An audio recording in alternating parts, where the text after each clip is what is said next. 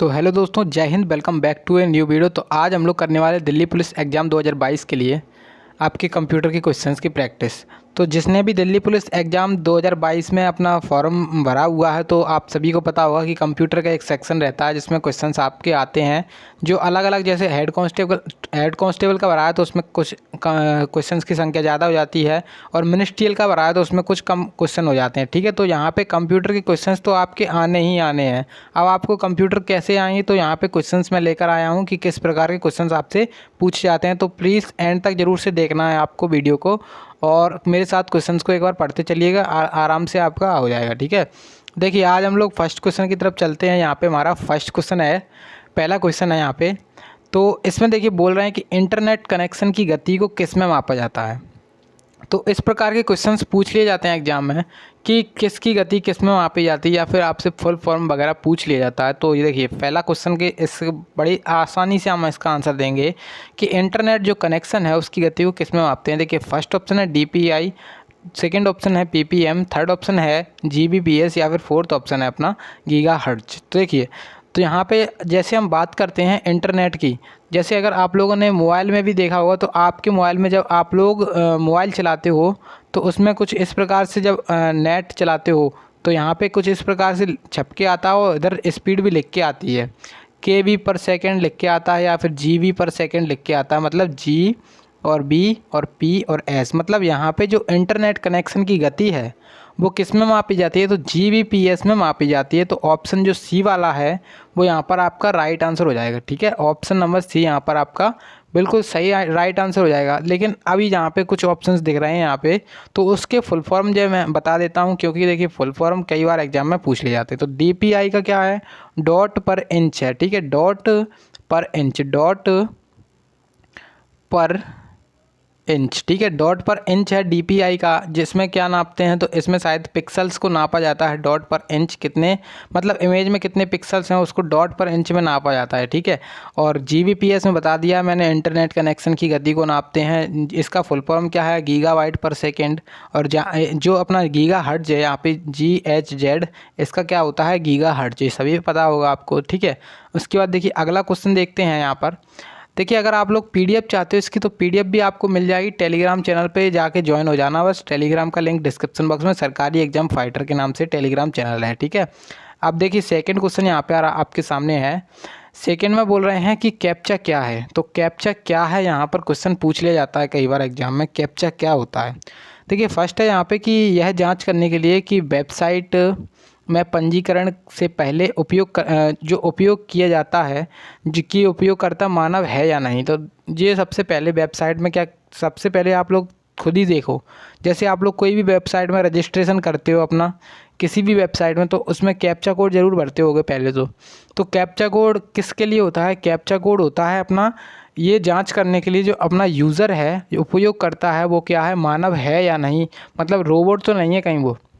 तो यहाँ पे इसका उपयोग इसी के लिए किया जाता है, इसको चेक करने के लिए कैप्चा की उपयोगकर्ता जो मानव है या नहीं। तो ऑप्शन नंबर जो फर्स्ट वाला है यहाँ पे, इसका राइट आंसर हो जाएगा ऑप्शन नंबर फर्स्ट वाला। ठीक है, अब देखिए कई ऑप्शंस यहाँ पे दिए गए हैं। जैसे यहाँ पे सेकंड ऑप्शन दिया गया है कि यह गोपनीयता कथन है जिसे किसी वेबसाइट पर रजिस्टर करने से पहले पढ़ना चाहिए। नहीं, ये बिल्कुल नहीं है, तो गलत है ये भी। उसके बाद ये ऑप्शन है यहाँ पे कि यह अस्थायी पासवर्ड है, जो पासवर्ड भूल जाते हैं उनके लिए है, तो ये भी गलत है। उसके बाद ये देखिए ऑप्शन है, यह वन टाइम पासवर्ड यानी कि OTP, तो OTP भी नहीं है, ये भी गलत है। तो देखिए यहाँ पर एक चीज़ और मिल गई आपको, OTP यानी कि वन टाइम पासवर्ड। तो इसका फुल फॉर्म भी पूछ सकता है आपसे, तो मैंने बता दिया है OTP का फुल फॉर्म क्या होता है, वन टाइम पासवर्ड। ठीक है, चलिए अब अगला क्वेश्चन देखते हैं। देखिए अगला क्वेश्चन यहाँ पे आपके सामने आ चुका है। इसमें बोल रहे हैं कि निम्नलिखित में से कौन सा वास्तविक सुरक्षा और व्यक्तिगतता संकट नहीं है। कौन सा वास्तविक सुरक्षा और व्यक्तिगतता का संकट नहीं है। देखिए फर्स्ट है यहाँ पे स्पैम, सेकंड है वायरस, और थर्ड है अपना हैकर्स, या फिर इनमें से सभी। तो देखिए जो व्यक्तिगतता और वास्तविक सुरक्षा का संकट नहीं है, इसका क्वेश्चन आता है, तो कैसे इसका राइट आंसर लगाएंगे हम कि जो अपना व्यक्तिगतता और वास्तविक संकट नहीं है। तो यहाँ पे इसका राइट आंसर क्या हो जाएगा, स्पैम। स्पैम एक ऐसा वो है संकट, मतलब स्पैम क्या होता है, स्पैम कई सारे, जैसे आप लोगों ने कंपनी के कॉल भी आते होंगे आपके मोबाइल पर, तो स्पैम करके लिख के आ जाता होगा अपने आप। और कई सारे क्या ईमेल्स वगैरह भी आते हैं तो स्पैम फोल्डर में आते हैं। तो मतलब स्पैम यहाँ पे आपका एक ऐसा संकट नहीं है, व्यक्तिगतता या वास्तविक संकट, सुरक्षा का संकट नहीं है, ठीक है। अब जैसे वायरस की बात करें तो वायरस से क्या होता है, आपके कंप्यूटर में जैसे वायरस आ गया है तो वहाँ पे आपकी सिक्योरिटी बहुत ज़्यादा, मतलब सिक्योरिटी के ऊपर आ जाती है। तो यहाँ पे वायरस तो अपना व्यक्तिगतता का संकट है, पर हैकर्स ने अपना जैसे कंप्यूटर पीसी हैक कर लिया या फिर अपनी ईमेल आईडी वगैरह हैक कर ली, तो यहाँ पर उसके मतलब यहाँ पर इसका भी संकट बहुत ज़्यादा बन जाता है कि हैकर्स बहुत कुछ कर सकते हैं। तो यहाँ पे जो अपना स्पैम है, स्पैम इसका राइट आंसर हो जाएगा, ठीक है। अब देखिए अगला क्वेश्चन यहाँ पर आ चुका है। इसमें बोल रहे हैं कि निम्नलिखित में से कौन सी चौथी पीढ़ी की भाषाओं को इस श्रेणी से संबंधित है। देखिए अभी तक आप लोगों ने लाइक नहीं किया तो लाइक कर देना, क्योंकि काफ़ी ज़्यादा मेहनत लगती है क्लासेस लेकर आने में आपकी, ठीक है।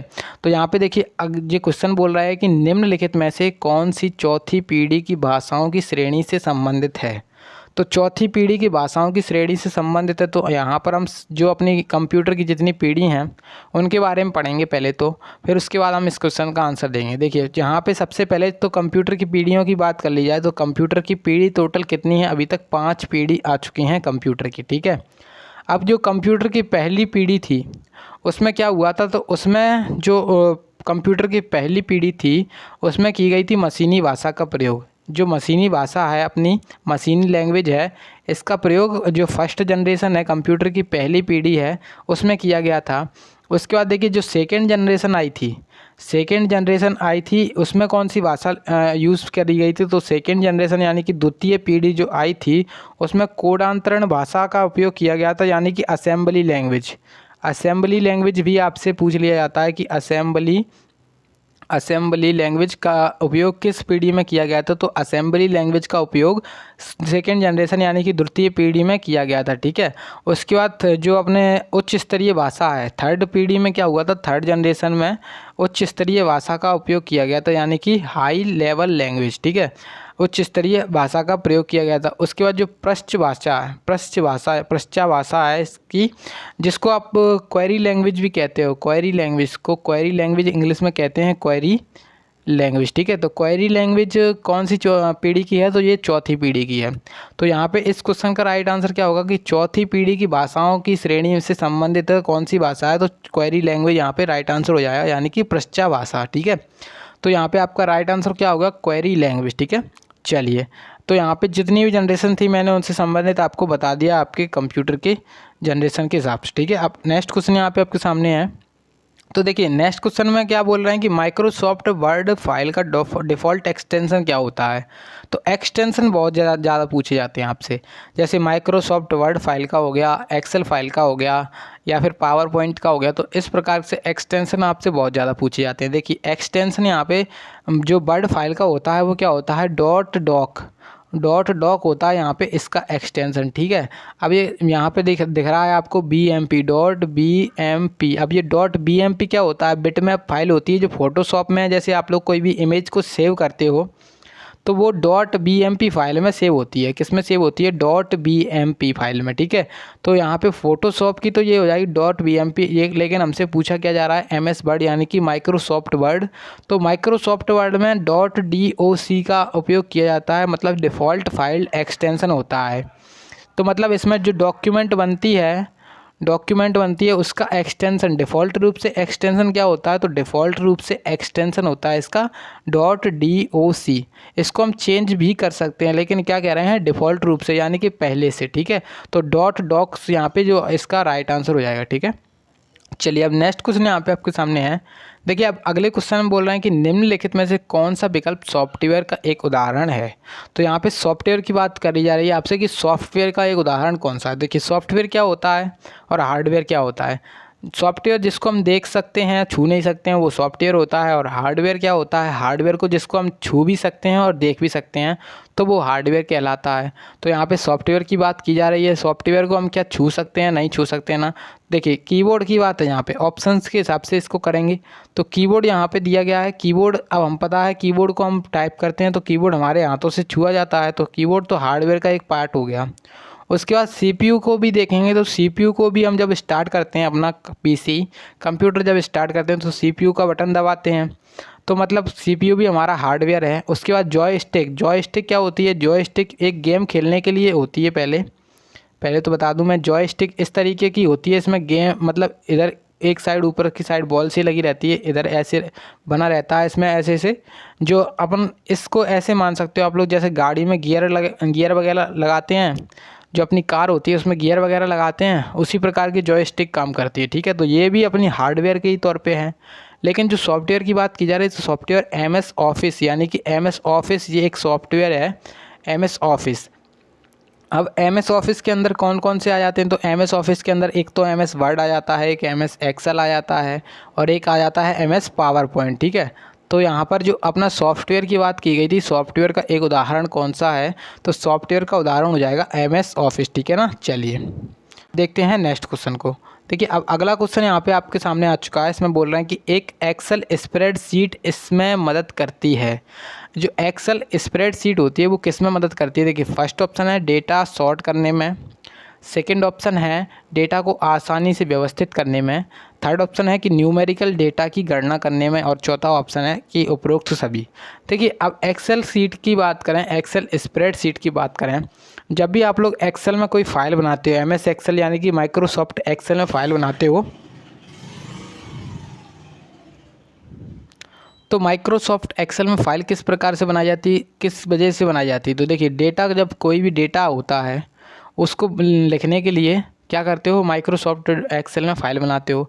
तो डेटा को सॉर्ट करने में यहाँ पे ये बिल्कुल सही है। उसके बाद क्या कह रहे हैं? डेटा को आसानी से व्यवस्थित करने में, तो स्प्रेडशीट ये भी मदद करती है कि डेटा अपना आसानी से और कम समय में हो जाता है। ठीक है, उसके बाद थर्ड है यहाँ पे न्यूमेरिकल डेटा की गणना करने में। तो यहाँ पे जब अपन एमएस एक्सेल की बात करते हैं तो एमएस एक्सेल में ज़्यादातर यूज़ किस वजह से करते हैं? तो एमएस एक्सेल में हम जो डेटा होता है, न्यूमेरिकल डेटा ज़्यादातर इसमें यूज़ किया जाता है, क्योंकि इसमें क्या होता है, फॉर्मूला वगैरह यूज़ करके हम उसकी गणना जल्दी से कर सकते हैं। तो मतलब यहाँ पे सारे के सारे ऑप्शन सही हैं, मतलब ऑप्शन डी यहाँ पे आपका राइट आंसर हो जाएगा। ठीक है, उपरोक्त सभी यहाँ पे आपके राइट आंसर हो जाएंगे। अब देखिए अगला क्वेश्चन यहाँ पे आपके सामने है। इसमें बोल रहे हैं कि एंटीवायरस को कंप्यूटर में इंस्टॉल क्यों किया जाता है?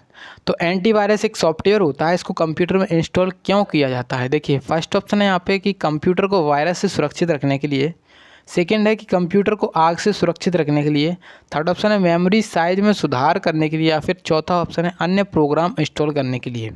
तो देखिए जो कंप्यूटर वायरस होता है उसको अगर हम एंटीवायरस अगर कंप्यूटर में इंस्टॉल कर देते हैं तो एंटीवायरस क्या काम करता है? एंटीवायरस काम करता है अपने कंप्यूटर को वायरस से बचाने के लिए। ठीक है, मतलब अपने कंप्यूटर में कोई भी वायरस आएगा तो ऑटोमेटिकली हट जाएगा एंटीवायरस की तरह, एंटीवायरस की वजह से। ठीक है, तो सभी जो कंप्यूटर्स होते हैं उनमें एंटीवायरस को इंस्टॉल कराया जाना चाहिए, क्योंकि उसमें अगर वायरस आ जाता है कंप्यूटर में तो बहुत ज़्यादा दिक्कत हो जाती है, कंप्यूटर हैंग वगैरह बहुत करने लगता है।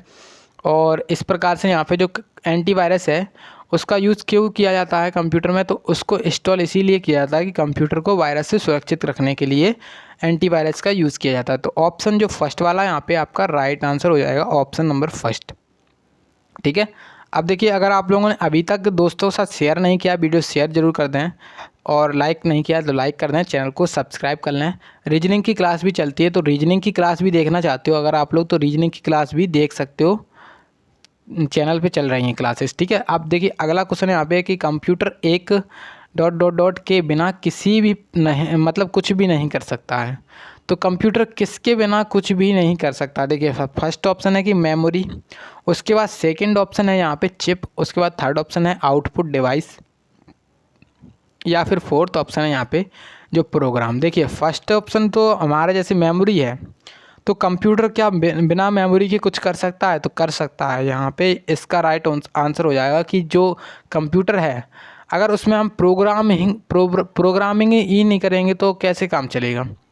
देखिए कोई भी कंप्यूटर जब बनता है तो उसमें जैसे कोई भी अब हम विंडोज़ वगैरह इंस्टॉल करते हैं तो उसमें सबसे पहले ज़रूरी होती है प्रोग्रामिंग। तो प्रोग्रामिंग अगर उसमें पहले से नहीं होगी तो फिर कैसे काम करेगा कंप्यूटर? तो उसमें सबसे पहले हमें करनी पड़ती है, मतलब पहले से ही आती है वहाँ पे प्रोग्रामिंग पहले से ही उसमें होकर आती है, ठीक है। आप कोई नया पीसी खरीदने गए तो उसमें पहले से ही जब प्रोग्रामिंग होकर आएगी तभी उसमें जैसे कोई भी चीज़ लगा दो आप लोग, मेमोरी लगा दो, चिप लगा दो, आउटपुट डिवाइस लगा दो, तो उनको काम करने के लिए मतलब उसमें कुछ प्रोग्राम तो सेट किया गया होगा कि कीबोर्ड का काम क्या है।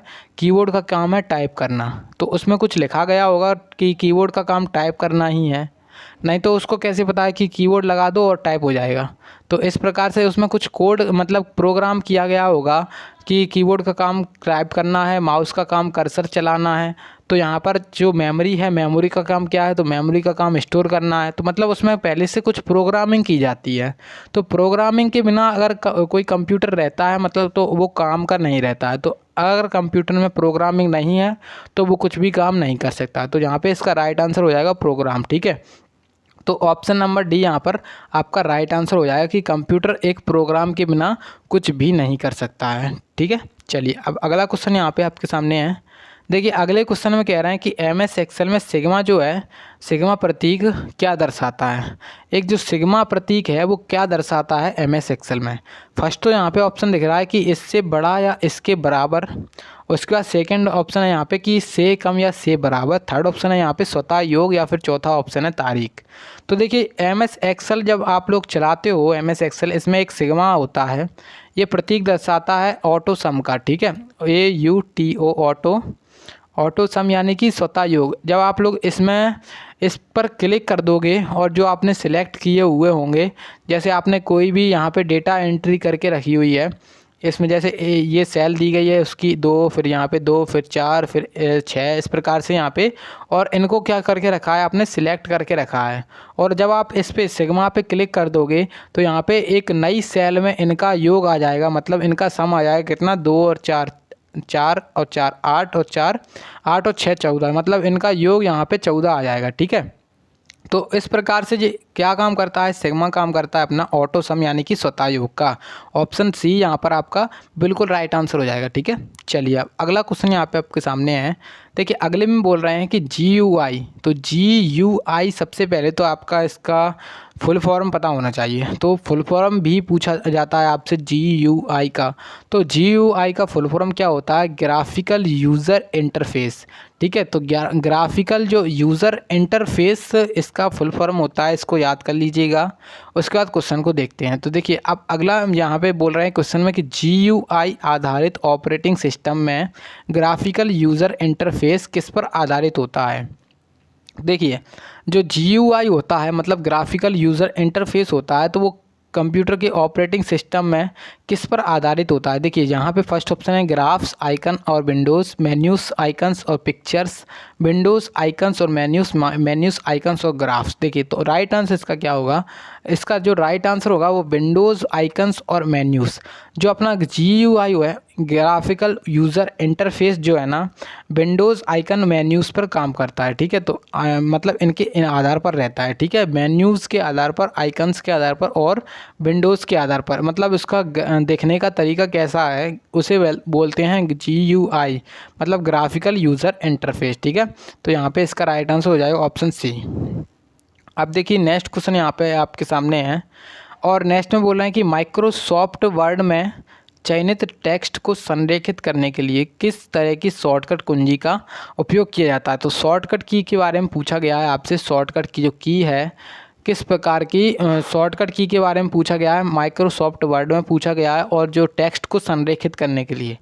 अब देखिए टेक्स्ट को संरेखित करने के लिए हिंदी वाले थोड़े मात खा सकते हैं, लेकिन इंग्लिश वाले हैं वो नहीं खाएंगे, क्योंकि टेक्स्ट को संरेखित करना यानी कि जो टेक्स्ट है अपना उसको सेंटर अलाइन करने के लिए, सेंटर अलाइन, ठीक है। तो अलाइन, सेंटर अलाइन करने के लिए कौन सी शॉर्टकट की का उपयोग किया जाता है। देखिए अब मैं बताता हूँ सेंटर अलाइन होता क्या है। जैसे आपका कोई ये पेज है यहाँ पे, ठीक है, आपका ये पेज है, आपने कोई टेक्स्ट लिखा है यहाँ पे, जैसे मैं मान के चलूँ यहाँ पे लिख दे रहा हूँ कि मैंने यहाँ पे लिख दिया द इज़ बेस्ट, ठीक है, सॉरी यहाँ पे मैं लिखता हूँ he is best, he is best लिखा है मैंने यहाँ पे। तो वो यहाँ से स्टार्ट हुआ है, मतलब यहाँ से अपने लेफ़्ट कॉर्नर से स्टार्ट हुआ है वो। इसको हमें क्या करना है, पेज जैसे है अपना यहाँ पर, और इसके बीचों बीच में लेकर आना है, उसको कहते हैं संरेखित यानी कि सेंटर अलाइन। मतलब यहाँ पे जो पेज के बीचों बीच में लेकर आना है इसको, मतलब पेज जो है अपना उसकी जो लाइन थी उसके बीचों बीच में लेकर आएंगे। तो उसका जो शॉर्टकट की है, पहले तो अपने को क्या करना पड़ेगा, टेस्ट को सिलेक्ट करना पड़ेगा। मतलब जो अपना टेस्ट है उसको सिलेक्ट करेंगे, उसके बाद अपन टेक्स्ट को सिलेक्ट करके कंट्रोल और ई दबा देंगे। ठीक है, तो कंट्रोल और ई दबा देंगे तो हमारा जो अपना टेक्स्ट है वो अपना सेंटर अलाइन हो जाएगा, यानी कि संरेखित हो जाएगा। ठीक है, तो कंट्रोल ई दबाने से अपना टेक्स्ट सेंटर अलाइन हो जाएगा। अब कंट्रोल यू का उपयोग क्यों किया जाता है, तो कंट्रोल यू का उपयोग किया जाता है टेक्स्ट को अंडरलाइन करने के लिए। मतलब ये अपना लिखा है ही इज़ बेस्ट। ठीक है, ही इज़ बेस्ट लिखा है यहाँ पे, इसको अंडरलाइन का मतलब यहाँ पे अगर कंट्रोल यू दबा दिया आपने तो अंडरलाइन हो जाएगा, इस प्रकार से लाइन आ जाएगी इसके नीचे। ठीक है, चलिए अब देखते हैं नेक्स्ट क्वेश्चन को। देखिए अब नेक्स्ट क्वेश्चन बोल रहे हैं यहाँ पर, इसमें बोल रहे हैं कि ईमेल हेडर में निम्नलिखित में से कौन सा या फिर कौन से फील्ड शामिल हैं। देखिए जो ईमेल हेडर होता है ना, तो उसमें कौन कौन से फील्ड शामिल होते हैं। देखिए जो अपना टू है अपना, वो तो शामिल होता ही है। उसके बाद अपना जो CC है वो भी शामिल होता है, और BCC ये भी शामिल होता है, लेकिन अपना जो सेकंड वाला है सेव वाला वो शामिल नहीं होता। तो यहाँ पे राइट आंसर इसका क्या होगा, देखिए राइट आंसर इसका है 1, 3 और 4। 1, 3, 4 कौन से ऑप्शन में, ऑप्शन डी वाले में है, तो इस वजह से ऑप्शन डी यहाँ पर आपका राइट आंसर हो जाएगा। ठीक है, चलिए अब देखिए अगला क्वेश्चन यहाँ पे है, अगले में बोल रहे हैं कि निम्नलिखित में से कौन सी मेमोरी परिवर्तनशील होती है। तो जब मेमोरी की बात की जाती है तो मेमोरी आती है आपकी दो प्रकार की, एक होती है परिवर्तनशील और एक होती है अपरिवर्तनशील। मतलब एक होती है आपकी स्थायी मेमोरी, एक होती है अस्थायी मेमोरी। ठीक है, अब मेमोरी कैसे करेंगे देखेंगे, तो मेमोरी एक होती है अस्थायी मेमोरी और एक होती है स्थायी मेमोरी। तो अस्थायी की बात करें, अस्थायी यानी कि परिवर्तनशील, मतलब वो बदलती रहती है। तो कौन सी रहती है, तो परिवर्तनशील जो होती है वो होती है रैम। अब आपसे रैम के बारे में पूछी जा चुकी है, रैम क्या होती है। तो रैम होती है आपकी एक अस्थायी मेमोरी, मतलब इसमें कोई भी जो डेटा है आपका वो स्टोर नहीं रह सकता जब तक, जैसे आपके कंप्यूटर में रैम लगी हुई है। ठीक है, आपके कंप्यूटर में रैम लगी हुई है, जब तक उसमें पावर की सप्लाई है, मतलब जब तक उसमें बिजली की सप्लाई है तब तक वो आपका डेटा को स्टोर रखेगी। और जैसे ही एक बार लाइट चली गई या फिर आपकी जो कंप्यूटर बंद हो गया तो आपका जो डेटा है वो भी चला जाएगा। फिर उसके बाद फिर से ये अपना नया डेटा स्टोर करना चालू कर देगी। जैसे आप उसको फिर से स्टार्ट करोगे कंप्यूटर को और फिर से उसमें कुछ काम करोगे तो इसमें फिर से नया डेटा स्टोर होने लगेगा, लेकिन अपना जो पुराना डेटा है वो स्टोर नहीं रहेगा। तो रैम में यही होता है।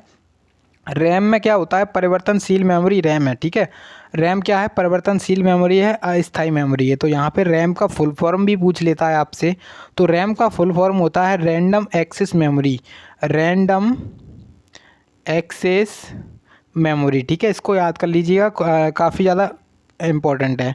उसके बाद देखिए अगर रोम की बात करें तो इसका रोम का भी फुल फॉर्म आता है। तो रोम का फुल फॉर्म क्या है, तो रोम का फुल फॉर्म है रीड ओनली मेमोरी। ठीक है, रीड ओनली मेमोरी। अब रोम होती है अपनी एक कैसी मेमोरी होती है, रोम अपनी होती है वो वाली मेमोरी, मतलब जो अपनी स्थायी रूप से स्टोर कर सकती है डेटा को। ठीक है, तो रोम अपनी स्थायी मेमोरी होती है। चलिए अब नेक्स्ट क्वेश्चन देखते हैं। देखिए अब नेक्स्ट क्वेश्चन यहाँ पे आपके सामने है, इसमें बोल रहे हैं कि एक सॉफ्टवेयर प्रोग्राम है, यहाँ पे कुछ दिया गया है खाली, उसमें बोल रहे हैं एक सॉफ्टवेयर प्रोग्राम है जो सर्च इंजनों के लिए वेबसाइटों का पता लगाने और उन्हें अनुक्रमणित करने के लिए वेब यात्रा करता है। तो देखिए सॉफ्टवेयर है, प्रोग्राम है, यहाँ पे जो स्पाइडर की बात की जा रही है। स्पाइडर क्या है, एक ऐसा सॉफ्टवेयर प्रोग्राम है। तो स्पाइडर एक ऐसा सॉफ्टवेयर प्रोग्राम है जो सर्च इंजनों के लिए वेबसाइटों का पता लगाने और उन्हें अनुक्रमणित करने के लिए वेब यात्रा करता है। तो यहाँ पे राइट आंसर इसका क्या होगा, स्पाइडर जो है ना, स्पाइडर एक ऐसा सॉफ्टवेयर प्रोग्राम है जो सर्च इंजनों के लिए वेबसाइटों का पता लगाता है और उन्हें अनुक्रमणित करता है। ठीक है, अनुक्रमणित करने के लिए क्या करता है, वेब यात्रा करता है। तो right answer option number A हो जाएगा। अब देखिए नेक्स्ट क्वेश्चन यहाँ पे है कि वर्ल्ड वाइड वेब www जो है अपना www वर्ल्ड वाइड वेब, यहाँ पर इसका थोड़ा सा ऐसे लिखेंगे। तो वर्ल्ड वाइड वेब पर हाइपर मीडिया का प्रकाशन करने के लिए एक लैंग्वेज है। तो यहाँ पे जो अपनी वर्ल्ड वाइड वेब www पर हाइपरमीडिया का प्रकाशन करने के लिए कौन सी लैंग्वेज का यूज़ किया जाता है वो पूछा जा रहा है। तो हाइपरमीडिया लैंग्वेज नहीं है, ये भी गलत है। और ये C या फिर C++ या फिर HTML। तो राइट आंसर क्या होगा? तो इसका राइट आंसर हो जाएगा HTML। मतलब HTML एक ऐसी लैंग्वेज है जो अपने www यानी कि वर्ल्ड वाइड वेब पर हाइपरमीडिया प्रकाशन करने के लिए यूज़ की जाती है। ठीक है, अब यहाँ पर HTML का फुल फॉर्म भी पूछा जाता है आपसे और www का फुल फॉर्म भी पूछा जाता है। तो www का फुल फॉर्म तो यहाँ पे लिखा हुआ है वर्ल्ड वाइड वेब, लेकिन HTML का मैं बता देता हूँ। ठीक है, तो HTML का फुल फॉर्म क्या होता है? तो HTML का होता है full form hyper text markup language. तो हाइपर टेक्स्ट मार्कअप लैंग्वेज इसका फुल फॉर्म होता है। ठीक है, इसको याद रखिएगा, काफ़ी ज़्यादा इंपॉर्टेंट है, आ सकता है क्वेश्चन। अब देखिए अगला क्वेश्चन यहाँ पे आपके सामने है। देखिए अगले में बोल रहे हैं कि एक आउटगोइंग ईमेल के अंत में स्वचालित रूप से जोड़े गए टेक्स्ट के एक ब्लॉक को क्या कहा जाता है? तो मतलब जैसे कोई ईमेल आउटगोइंग ईमेल है, उसके अंत में स्वचालित रूप से जोड़े गए टेक्स्ट के एक ब्लॉक को क्या कहते हैं? तो इसको कहते हैं सिग्नेचर। सिग्नेचर कहते हैं। अब इसमें कुछ भी हम स्टोर करा सकते हैं, मतलब जैसे एक इमेज हो गई, एक अपना इमेज हो गई, या फिर अपनी एक JPG फाइल हो गई। इसमें अपने सिग्नेचर को भी लिखित सिग्नेचर जो है उसकी फ़ोटो को खींचकर भी इसमें ऐड किया जा सकता है। ठीक है, तो यहाँ पे जो सिग्नेचर वाला है वो आपका राइट आंसर हो जाएगा। ठीक है, अब देखिए अगला क्वेश्चन यहाँ पे है कि सर्च इंजनों का उपयोग किस प्रकार की जानकारी को खोजने के लिए किया जाता है? जो अपने सर्च इंजन हैं उनका उपयोग क्यों किया जाता है? तो देखिए पहली बात तो आप लोग सर्च इंजन जानते होंगे, अगर नहीं जानते हो तो मैं बताता हूँ कि सर्च इंजन होता क्या है।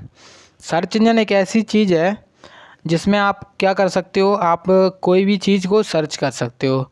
मतलब आपको कोई भी जानकारी चाहिए हो तो आप लोग सर्च इंजन में जाओ और सर्च करो और आपका राइट आंसर आ जाएगा। जैसे अपना सर्च इंजन हो गया एक गूगल, तो गूगल एक सर्च इंजन है। आप लोग वहाँ से क्या क्या डाउनलोड कर सकते हो, क्या क्या चीज़ें देखते हो। तो पहली बात तो देखिए जो गूगल है अपना, वहाँ से आप वहाँ से दस्तावेज़ को डाउनलोड करते हो, मतलब डॉक्यूमेंट्स हो गई, जैसे आपकी PDF हो गई कोई, तो PDF हो गई, क्या आप लोग उसको डाउनलोड करते हो? तो बिल्कुल करते हो, मतलब ये तो है। उसके बाद है वीडियो। तो क्या आप लोगों ने कभी भी गूगल से वीडियो डाउनलोड की है? बिल्कुल की होगी, कोई मूवीज़ वगैरह डाउनलोड की होगी। तो यहाँ पे इसको भी सर्च कर सकते हो सर्च इंजन की सहायता से। उसके बाद यहाँ पे है चित्र। तो चित्र को यानी कि इमेजेस, कोई इमेजेस है तो आपने कोई इमेजेस गूगल से डाउनलोड या की है या फिर उस पर सर्च की है, बिल्कुल की होगी कभी। तो यहाँ पे इमेजेस को भी सर्च कर सकते हो। मतलब जो अपना सर्च इंजन है उसका उपयोग किया क्यों जाता है? अपना डॉक्यूमेंट मतलब दस्तावेज को, या फिर वीडियो को, या फिर कोई भी चित्र को, मतलब यहाँ पे सर्च करने के लिए इनका यूज किया जाता है। तो यहाँ पे ऑप्शन बी यानी कि सभी विकल्प आपके बिल्कुल सही राइट आंसर हो जाएंगे। ठीक है, ऑप्शन बी आपका राइट आंसर इस क्वेश्चन का। अब देखिए सेकंड लास्ट क्वेश्चन है यहाँ पे। सेकंड लास्ट क्वेश्चन हम कह रहे हैं कि SMTP का पूर्ण रूप क्या है? तो SM जो TP है, SMTP, इसका फुल फॉर्म बताना है हमको। SMTP का फुल फॉर्म क्या है? तो देखिए इसका फुल फॉर्म क्या है, जब तक आपको याद नहीं होगा तब तक आप लोग इसको नहीं छू पाओगे। तो और इसको याद कर लीजिए एक बार फिर से मेरे साथ। देखिए SM जो TP है, SMTP का फुल फॉर्म होता है simple mail transfer protocol. Simple mail transfer protocol, ये ऑप्शन जो अपना बी वाला है, ऑप्शन बी दिख रहा है यहाँ पे आपको, सिंपल मेल ट्रांसफ़र प्रोटोकॉल। तो इसका राइट आंसर हो जाएगा ऑप्शन बी। जो सिंपल मेल ट्रांसफ़र प्रोटोकॉल है इसका राइट आंसर हो जाएगा ऑप्शन बी। ठीक है, अब देखिए कुछ और इम्पोर्टेंट हैं जो मैं आपको बता देता हूँ। जैसे अपना हो गया एक हो गया अपना FTP, एक FTP होता है अपना। तो FTP का फुल फॉर्म क्या होता है? तो FTP जो है ना, इसका फुल फॉर्म होता है फाइल ट्रांसफ़र प्रोटोकॉल। क्या होता है? FTP का फुल फॉर्म। तो FTP का फुल फॉर्म होता है file transfer protocol, file transfer protocol. उसके बाद एक होता है HTTP। तो HTTP तो हाइपर टेक्स्ट ट्रांसफ़र प्रोटोकॉल। इसको कैसे याद करेंगे? Hyper text transfer protocol. ठीक है, hyper text transfer protocol HTTP का फुल फॉर्म। उसके बाद FTP का क्या है फुल फॉर्म? तो FTP का फुल फॉर्म है फाइल ट्रांसफ़र प्रोटोकॉल। और SMTP का बताया मैंने, सिंपल मेल ट्रांसफ़र प्रोटोकॉल। ठीक है, ये प्रोटोकॉल होते हैं। ठीक है, अब एक होता है ISP। तो ISP का फुल फॉर्म क्या है? Internet service provider. ठीक है, इंटरनेट सर्विस प्रोवाइडर। अब आप लोग कमेंट में ये चीज़ छापो कि जैसे मैंने पूछा आपसे HTML का फुल फॉर्म बताइए, तो HTML का मैं अभी बता चुका हूँ आपको, HTML का। अब आप लोग बताएं कमेंट में कि HTML का फुल फॉर्म क्या है। ठीक है, और एक चीज़ और बताइएगा आप लोग, मैं अभी पूछूंगा आपसे। देखिए अगला क्वेश्चन यहाँ पे आपके सामने है, जो कि हमारा लास्ट क्वेश्चन रहने वाला है। देखिए इसमें बोल रहा है कि MS एक्सेल का फाइल एक्सटेंशन क्या होता है। तो मैंने अभी कहा था आपसे कि एक्सटेंशन बहुत ज़्यादा ज़रूरी होते हैं, क्योंकि आपको इसके एक्सटेंशन याद होने चाहिए। MS एक्सेल का जो फाइल एक्सटेंशन होता है तो वो क्या होता है? वो होता है .xlsx। मतलब फाइल एक्सटेंशन होता क्या है? हमें फाइल एक्सटेंशन बहुत सुन लिया, लेकिन होता क्या है ये? तो फाइल एक्सटेंशन एक ऐसी चीज़ होती है, जैसे अपनी कोई भी फाइल है वो अपनी PDF में जा रही है या फिर डॉक्यूमेंट में। जैसे आपने PDF तो बहुत ज़्यादा सुनी होगी, कोई भी क्लास अटेंड करते हो आप लोग तो पहले उसमें कमेंट करते हो सर PDF कहाँ मिलेगी इसकी। तो PDF क्या होती है? PDF जैसे उसका एक फ़ाइल एक्सटेंशन होता है PDF। मतलब आपकी जो इमेज, मतलब आपकी जो डॉक्यूमेंट है वो किस फॉर्मेट में है, तो वो आपके PDF फॉर्मेट में बनती है। ठीक है, वो उसका फाइल एक्सटेंशन होता है, उसको चेंज भी कर सकते हैं। तो MS एक्सेल का फाइल एक्सटेंशन क्या होता है? तो .xlsx होता है MS एक्सेल का फाइल एक्सटेंशन। और जैसे आपके मोबाइल में ये फाइल आ जाए तो SLXS, तो ये फाइल आ जाए अगर आपके मोबाइल में तो चलेगी नहीं। इसको चलाने के लिए आपको क्या करना पड़ेगा? इसके चलाने के लिए आपको एक तो MS एक्सेल डाउनलोड करना पड़ेगा, तभी आपके में ये फ़ाइल चलेगी। और अगर फ़ाइल का एक्सटेंशन चेंज कर दिया जाता है, जैसे फ़ाइल का एक्सटेंशन क्या है? पहले फ़ाइल का एक्सटेंशन था .xlsx, उसको चेंज करके PDF में भी किया जा सकता है। तो PDF आपके मोबाइल में खुल जाएगी, क्योंकि आपके में क्या होता है? एडोब रीडर होता है, एडोब रीडर करके। ठीक है, तो यहाँ पे आपका ड्राइव व्यूअर होता है आपके मोबाइल में।